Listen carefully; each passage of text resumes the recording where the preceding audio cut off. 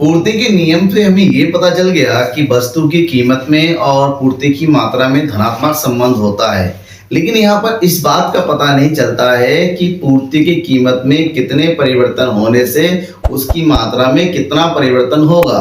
तो इसका मतलब, कहने का मतलब ये है, पूर्ति का नियम एक गुणात्मक कथन है, केवल एक गुण को बताता हो कि पूर्ति में और कीमत में धनात्मक संबंध होता है। धनात्मक संबंध है तो सही, लेकिन ये भी तो पता होना चाहिए कि मान लो कीमत 10% बढ़ रहा है तो क्या वस्तु की मात्रा में कितनी वृद्धि होगी। तो यहाँ पर जो क्वांटिटिव रिलेशन होता है, जो मात्रात्मक संबंध बताने वाला होता है ना, उसको बोलते हैं हम पूर्ति का लोच। पूर्ति की लोच यानी कि इलास्टिसिटी ऑफ सप्लाई। आज की क्लास में हम इसकी कॉन्सेप्ट को पढ़ेंगे, ये क्या होता है, इसके कितने टाइप्स होते हैं, इन सब चीजों के बारे में डिटेल से पढ़ेंगे। देखिए, पूर्ति की भी जो लोच है ना, ये एक्चुअली में ये भी प्रोफेसर मार्शल के द्वारा दिया गया एक अवधारणा है, उनके द्वारा इसको व्याख्या किया गया है। तो पूर्ति की लोच ये बताता है कि किसी वस्तु की कीमत में अगर परिवर्तन होता है, अगर वस्तु की कीमत में अगर परिवर्तन होता है तो इससे वस्तु की पूर्ति की मात्रा में भी क्या हो जाएगा, परिवर्तन हो जाएगा। ऐसे में अगर पूर्ति का नियम एक गुणात्मक कथन है, ठीक है, गुणात्मक कथन है, तो पूर्ति की लोच एक मात्रात्मक कथन हो जाता है। क्या होता है? मात्रात्मक कथन, क्वालिटेटिव स्टेटमेंट। राइट, समझ में आ गया।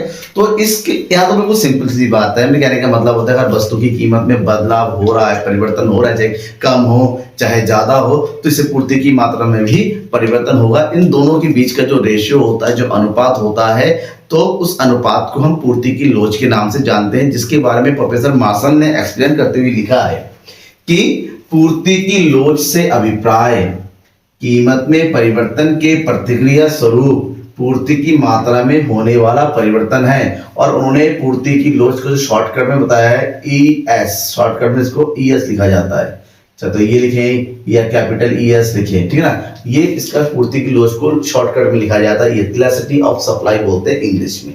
राइट, तो क्या बताया कि कीमत में परिवर्तन होने से अगर पूर्ति की मात्रा में जो परिवर्तन होता है, उन दोनों के बीच का जो संबंध होता है, उसके हम पूर्ति के लोच के नाम। इसी चीज को प्रोफेसर बिलास ने भी एक्सप्लेन किया है, लेकिन प्रोफेसर बिलास ने जो एक्सप्लेन किया है वो सटीक एक्सप्लेनेशन लगता है। क्या कह रहा है ये कि पूर्ति की लोच से अभिप्राय वस्तु की पूर्ति की मात्रा में होने वाले प्रतिशत परिवर्तन के कीमत में होने वाले प्रतिशत परिवर्तन के भाग देने से है। अगर जो भी वस्तु की पूर्ति में परिवर्तन हो रहा है उसको अगर कीमत में होने वाले परिवर्तन से भाग कर देते हैं तो जो अनुपात निकल के आता है उसे हम पूर्ति की लोच कहते हैं। तो यहां से एक फार्मूला बनता है पूर्ति की लोच का।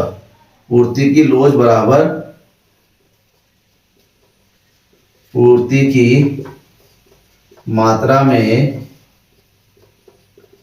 प्रतिशत परिवर्तन डिवाइडेड बाई वस्तु की कीमत में प्रतिशत परिवर्तन। ठीक है, इन दोनों के बीच का ये क्या होता है, रेशियो होता है। इस फार्मूले को ध्यान में रखा और यहीं से एक दूसरा फार्मूला निकलता है और इसको अनुपातिक विधि के थ्रू हम जो है शो करते हैं। तो अपन ES इक्वल टू होता है पूर्ति की मात्रा होता है delta Q upon Q. Delta Q upon Q को हम डिवाइड कर देते हैं किससे, डेल्टा P अपॉन P। यहाँ पर जो डेल्टा क्यू होता है ये बताता है पूर्ति की मात्रा में परिवर्तन, वहीं पर डेल्टा P बताता है वस्तु की कीमत में परिवर्तन। ठीक है, और जो Q होता है वो बताता है मूल पूर्ति की मात्रा, वहीं पर P बताता है मूल कीमत। ठीक है ना, मतलब ये हुआ कि अगर कीमत में जो परिवर्तन हो रहा है उसको पूर्ति की मात्रा में जो परिवर्तन होता है उसको जब कीमत में परिवर्तन से भाग कर देते हैं तो हमें पूर्ति की लोच की प्राप्त होती है। इस फार्मूले को थोड़ा सा अगर हम इजी वे में कन्वर्ट करते तो यहां से निकल के आता है ES equal to delta Q upon Q, divide को कर देंगे मल्टीप्लाई, तो ये हो जाएगा डेल्टा P अपॉन P। यहां से इस विधि का प्रयोग करके आसानी से पूर्ति की लोच ज्ञात कर सकते हैं। मेरे ख्याल से पूर्ति की लोच क्या होता है वो समझ में आ गया, जो बताता है वस्तु की कीमत में कितना परिवर्तन होने से उसकी मात्रा में कितना परिवर्तन। ठीक, और मान लेते हैं कहा जाए अगर वस्तु की कीमत में 20% का परिवर्तन हो रहा है, उसके फलस्वरूप वस्तु की पूर्ति की मात्रा में जो है 25% का परिवर्तन हो रहा है, ऐसे में पूर्ति की लोच कितनी होगी? मात्रा में परिवर्तन बटे कीमत में परिवर्तन। 20 से 25 को भाग कर देंगे 1.25, ठीक है ना, 1.25 यानी कि एक से ज्यादा क्या है? लोच एक से ज्यादा, जिसको बोलते हैं इकाई से अधिक लोचदार पूर्ति। ऐसे में जो पूर्ति की जो लोच होती है ना बेटा, उसको भी कई कैटेगरी में बांटा गया है, उसको बेसिकली 5 प्रमुख श्रेणियों में बांटा गया है। चलिए अब हम पूर्ति की लोच की प्रमुख श्रेणियों के बारे में पता कर लेते हैं। पूर्ति लोच की अगर श्रेणियों की बात करते हैं, इसको 5 कैटेगरी में बांटा गया है, जैसे कि आपने मांग की कीमत लोच में पढ़ा था। सेम वही कैटेगरी है, बस पूर्ति और मांग में डिफरेंस आपको पता है कि मांग उपभोक्ताओं के द्वारा किया जाता है और पूर्ति उत्पादकों के द्वारा किया जाता है। तो यहाँ पर जब पूर्ति लोच की श्रेणियों की बात करते हैं, इसके प्रमुख 5 है, ठीक है ना, जिसमें सबसे पहला है इकाई लोचदार पूर्ति। इस स्थिति में जो पूर्ति की लोच होती है वो 1 के बराबर होती है, यानी कि एक ऐसी स्थिति वस्तु की कीमत और पूर्ति की मात्रा में एक समान परिवर्तन होता है, राइट। दूसरा होता है इकाई से अधिक लोचदार पूर्ति। यहाँ पर ईएस जो होता है 1 से ज्यादा होता है, ईएस इज ग्रेटर देन 1। एक ऐसी स्थिति जहां वस्तु की कीमत में होने वाले परिवर्तन से पूर्ति की मात्रा में अधिक परिवर्तन होता है। मैं एक्सप्लेन करूंगा फिर डायग्राम, आपको घबराना नहीं है, बस लास्ट तक बने रहना है, ठीक है। अब इकाई से कम लोचदार पूर्ति, यानी कि ईएस इज स्मॉलर देन 1, इकाई से कम लोचदार पूर्ति। वहीं पर दूसरा है पूर्णतः लोचदार पूर्ति, यानी कि ईएस इज इन्फिनिटिव। जब पूरी तरीके से ईएस जो इन्फिनिटिव होता है, इसकी कोई वैल्यू निकल कर नहीं आती है, ठीक है ना। यहाँ पर कीमत में परिवर्तन ना होने पर भी या बहुत कम परिवर्तन होने पर भी वस्तु की पूर्ति बहुत ज्यादा बढ़ जाती है, वो स्थिति होती है। और लास्ट है जब कीमत में परिवर्तन होने पर भी पूर्ति में कोई परिवर्तन नहीं होता है, उसको बोलते हैं पूर्णतः बेलोचदार पूर्ति, ठीक है ना। ये 5 कैटेगरी इसकी होती है पूर्ति लोच की। अब इसमें हर एक कैटेगरी को हम अच्छे से समझते हैं, डायग्राम समझेंगे, एक एक करके हम पढ़ेंगे। सबसे पहले हम बात करते हैं इकाई लोचदार पूर्ति की। इकाई लोचदार पूर्ति यानी कि एक ऐसी स्थिति जहां पर लोच 1 के बराबर होता है, ठीक है ना। ये कब होता है? इकाई लोचदार पूर्ति उस स्थिति में होती है जब वस्तु की कीमत में होने वाला परिवर्तन तथा वस्तु की पूर्ति की मात्रा में परिवर्तन, यानी कि वस्तु की कीमत में जो परिवर्तन होता है और पूर्ति की मात्रा में जो परिवर्तन होता है, उस स्थिति में जब दोनों ही बराबर होते हैं, यानी कि जितना कीमत में परिवर्तन होता है उतना ही पूर्ति की मात्रा, यानी कि दोनों में जो प्रतिशत परिवर्तन होता है दोनों एक समान हो। कहने का मतलब होता है वस्तु की कीमत में जो परिवर्तन हो रहा है वो 10% का हो रहा है। मान लीजिए वस्तु की कीमत में 10% की वृद्धि हो रही है, तो ऐसे में जो पूर्ति की मात्रा में वृद्धि होगी वो भी 10% की होगी, तभी ये दोनों बराबर होंगे। जब दोनों बराबर होते हैं ना, उस स्थिति में देखिए डिवाइड कीजिए तो ES इक्वल टू हो जाएगा 10/10 इक्वल टू 1, ठीक है ना। समझ में आ गया? ऐसी स्थिति में अगर इसको शो करना चाहते हो, इस तरह शो करते हैं कि इस स्थिति में delta Q upon Q is always equal to delta P upon P, ठीक है। अब बात ही करती हैं कि इसको डायग्रामेटिक वे में कैसे रिप्रेजेंट करेंगे। तो डायग्राम में सिंपल तरीके से रिप्रेजेंट किया जा सकता है, क्योंकि पूर्ति की लोच यहाँ पर 1 के बराबर है, तो इसका जो यहाँ पर हम दिखाएंगे वस्तु की कीमत में और यहाँ पर दिखाएंगे पूर्ति की मात्रा, यानी कि क्यों ये हो जाएगा Q और ये हो जाएगा P, ये हो जाएगा बेस। तो ऐसे में पूर्ति की जो ग्राफ बनेगा बिल्कुल ठीक ऊपर की ओर बनेगा, लाइक दिस। ऐसे में क्या होगा कि मान लीजिए ये पहले कीमत थी और उसकी पूर्ति इतनी हो रही है, वस्तु की कीमत में क्या हो गई? वृद्धि हो गई, कितना? 10%। तो ऐसे में यहां पर भी कितना जाएगा? 10% परिवर्तन होगा Q1, ठीक है ना। दोनों में एक जैसा परिवर्तन होता है और ये जो है 45 डिग्री के एंगल पे बनता है। सिंपल समझ में आ गया ना, कोई डाउट तो नहीं रहेगा। यहाँ पर की इकाई लोचदार पूर्ति फिर से बता देता हूँ, दोहरा देता हूँ। इकाई लोचदार पूर्ति एक ऐसी स्थिति है जहां पर वस्तु की कीमत में जितना परिवर्तन होता है उतना ही उसकी पूर्ति की मात्रा में, यानी कि एक दुकानदार जितना कीमत बदलेगा उतना ही मात्रा उसको बेचेगा, दोनों में एक समान परिवर्तन होता है। पॉइंट नंबर 2 में आते हैं। पॉइंट नंबर 2 क्या है, इसको बोलते हैं इकाई से अधिक।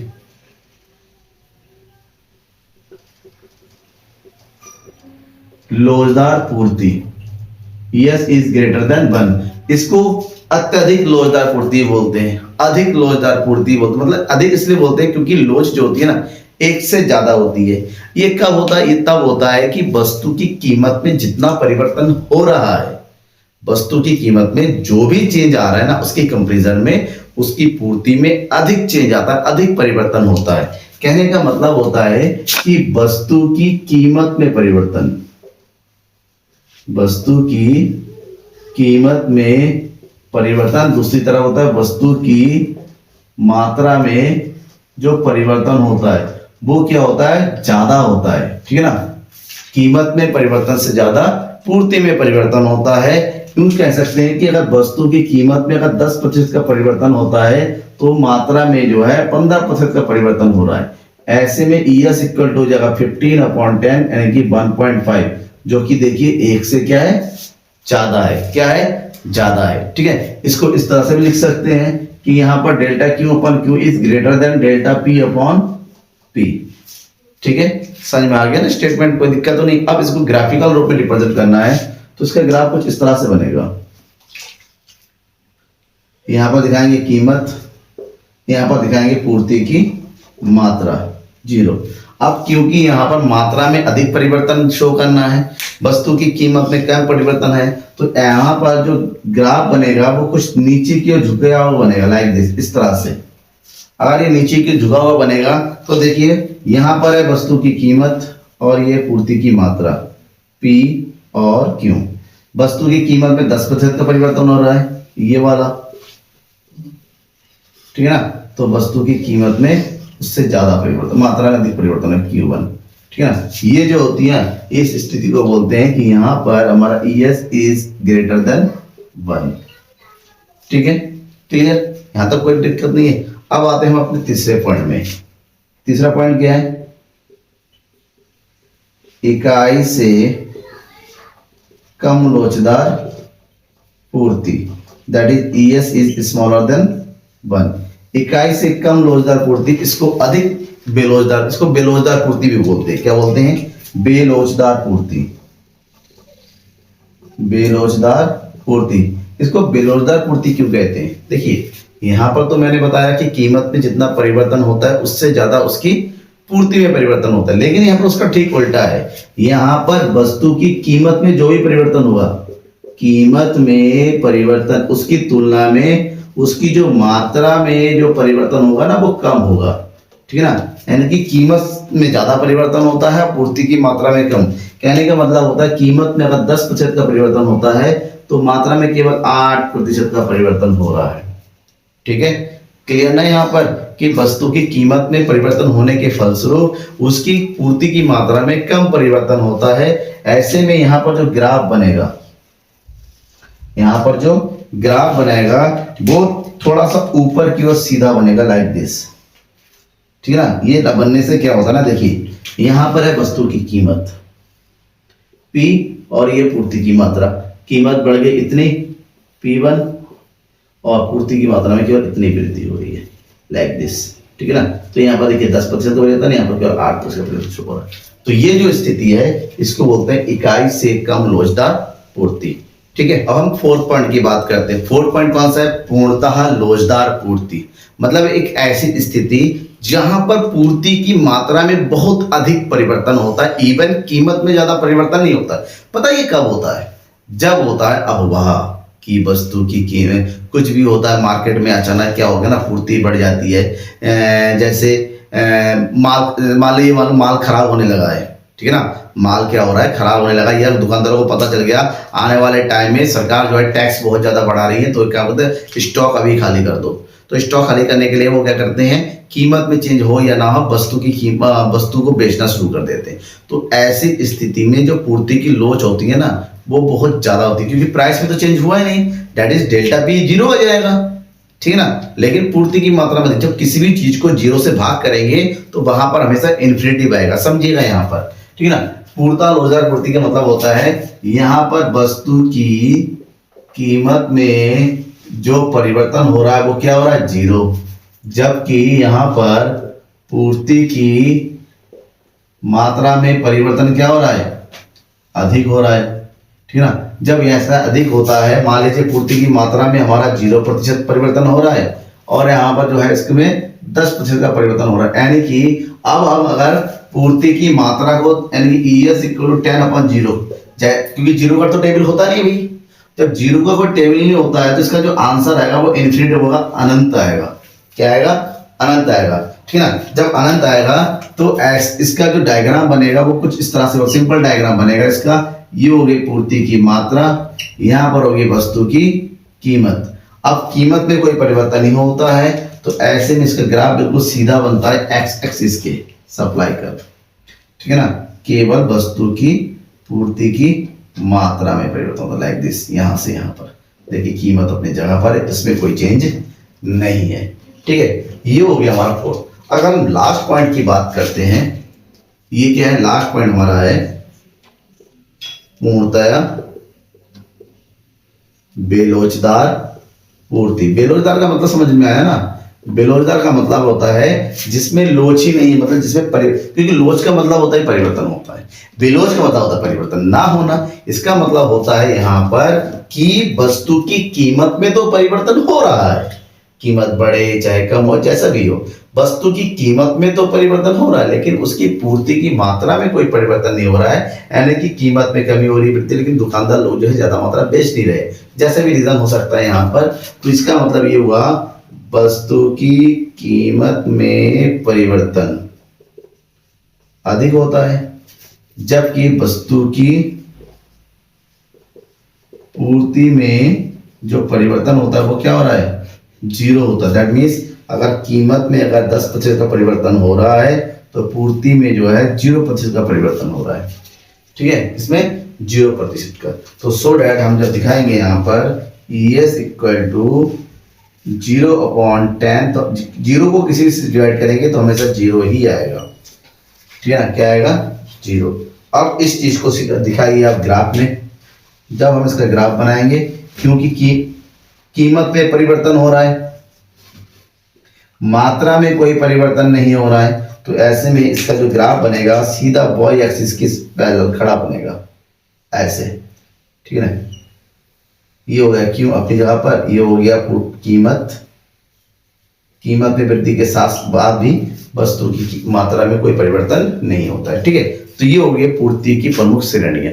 इसके बाद हमारा एक टॉपिक रह जाता है, इसमें क्या रहता है, पूर्ति लोच की गणना। वो किस तरह से होता है विद न्यूमेरिकल, मैं आपको नेक्स्ट क्लास में अच्छे से डिफाइन कर समझाते बताऊंगा, तब तक बने रहिए मेरे साथ। और हाँ, एक चीज और है, ज्यादा से ज्यादा अपने दोस्तों को क्लास के साथ जोड़िए, क्योंकि लगातार अभी माइक्रो इकोनॉमिक्स चल रहा है, एक चैप्टर बचा हुआ है हमारा, ठीक है ना, 1-2 चैप्टर बचा, उसके बाद फिर मैक्रो इकोनॉमिक्स शुरू होगा, तो आपको लगातार कंटेंट मिलता रहेगा। इवन इकोनॉमिक्स के बाद आपको अकाउंटेंसी का भी रेगुलर एनसीईआरटी के सॉल्यूशन आपको मिलते रहेंगे। ठीक है, बट बने रहना मेरे साथ जरूरी है, ज्यादा से ज्यादा शेयर कीजिए अपने दोस्तों के बीच में। Thank you and bye.